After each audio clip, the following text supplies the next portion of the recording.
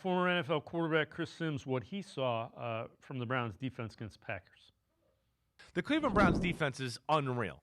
And in a lot of ways, thought that Green Bay really kind of played the game the right way for the most part of the day. You talked about that during the game. Right? We were watching it, and I'm going, you know what? I mean, this is not the day to we're going to sit back there and hold the ball and try to hit 50-yard passes like we saw last Thursday night against Washington or in Week 1 against Detroit.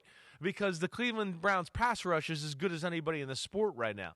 Let alone, I think Schwartz. And I haven't watched them on film yet, which I want to watch. I mean, of course, they have the pass rush and some disruptors up front with Myles Garrett and everybody else. They got two corners that allow them to play man-to-man when they need to and feel good about it.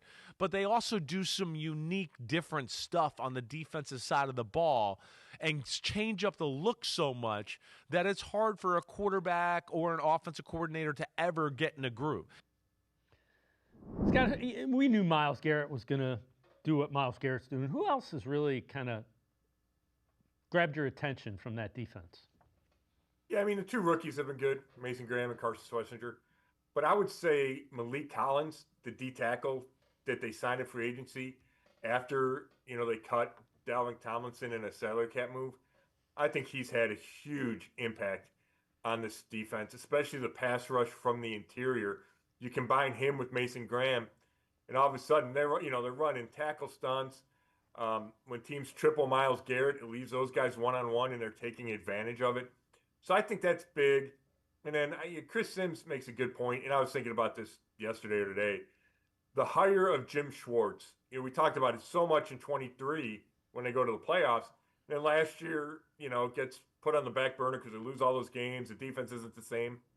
But he makes a big difference. And I don't think this defense is as good if they don't have Jim Schwartz, his philosophy, his attitude, and then him calling the plays.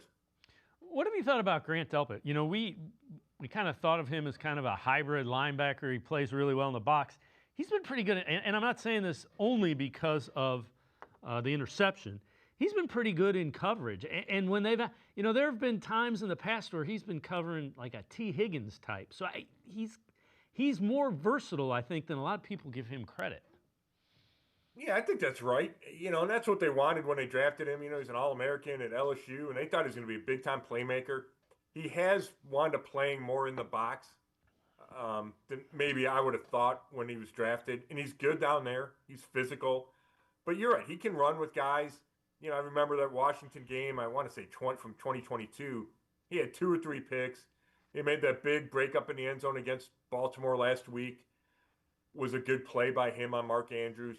So, he's been a guy that's got all this talent, and it's been flashes.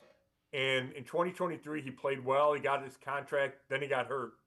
Last year, you didn't see a lot of big-time plays from Delpit. And I think we've seen much more of that in the first 3 weeks, capped with that interception, obviously the biggest play. But you've seen other plays by Delpit, whether it's tackles, showing up in the backfield, or breaking up passes, like you said.